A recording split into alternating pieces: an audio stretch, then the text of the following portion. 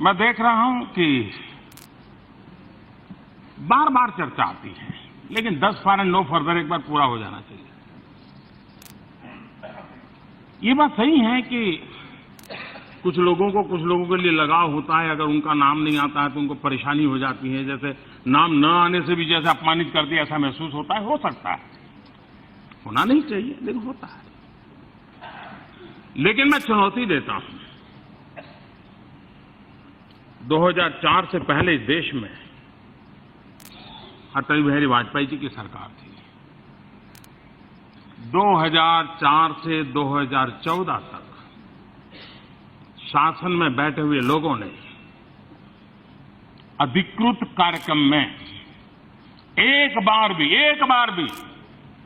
अटल जी की सरकार की तारीफ की हो, उनके अच्छे कामों का उल्लेख किया हो, तो जरूर इस पटल पर रखें। इतना ही नहीं, अटल जी छोड़ो, नरसिम्हा राव की सरकार की तारीफ की हो, वो रखें। इतना ही नहीं, ये अभी के भाषण में भी एक बार डॉक्टर मनमोहन सिंह जी का नाम बोले होते तो मुझे लगता। और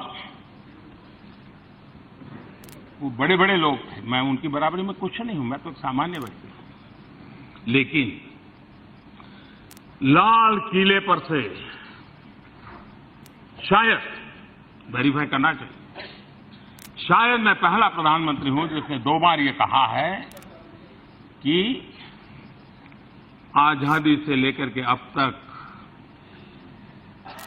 केंद्र की और राज्य की जितनी भी सरकारें हुई, सबका देश को आगे ले जाने में योगदान है।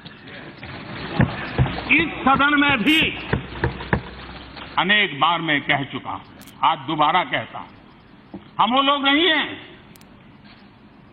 और इसलिए बार बार ये कहना, हां, उनकी अपेक्षा है वो ही नाम आए, वो एक अलग बात है। लेकिन मैं एक उदाहरण देता हूं, हम लोगों का कैरेक्टर क्या है, हम लोगों का चरित्र, हमारी सोच क्या है, जानकारी के लिए, तभी आपको समझने में सुविधा होगी, सबको नहीं होती है। गुजरात में मुझे लंबे अरसे तक मुख्यमंत्री के नाते काम करने का अवसर मिला। गुजरात के 50 साल हुए थे, गोल्डन जुबिली ईयर था।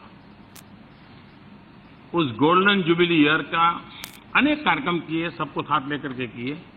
लेकिन एक महत्वपूर्ण काम मैं आज यहां बताना चाहता हूं। मैंने सूचना की सरकार को कि 50 साल में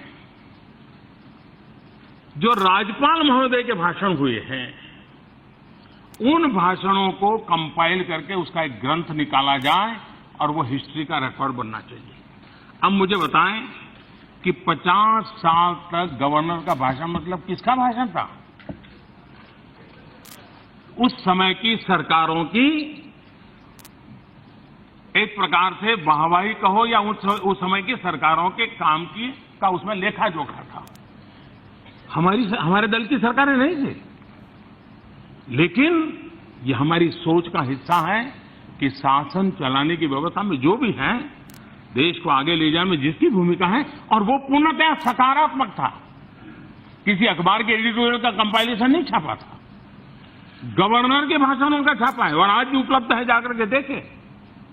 और इसलिए ये कहना कि देश में पहले के जो काम हुए उसको हम बिल्कुल गिनते ही नहीं हैं, और बार बार हमको सुनाते रहना, ये सुनाने का उन्हीं को हक है जिन्होंने कभी किसी को स्वीकार किया हो।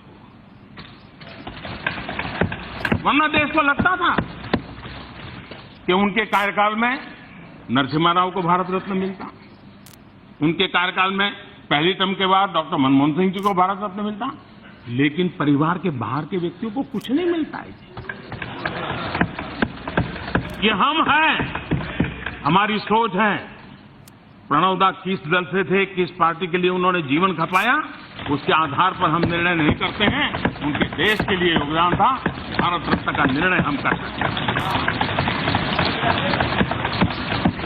और इसलिए इसलिए कृपा करके मैंने ये कहने के बाद मुझे अच्छा नहीं लग रहा है, मुझे आनंद नहीं हो रहा है, लेकिन बार बार ये हमको सुनाया जाता है, तो फिर thus far and no further, आज मैं रिकॉर्ड पर चीजें रखना चाहता हूं कि ऐसा कृपा करके बार बार मत बोलिए।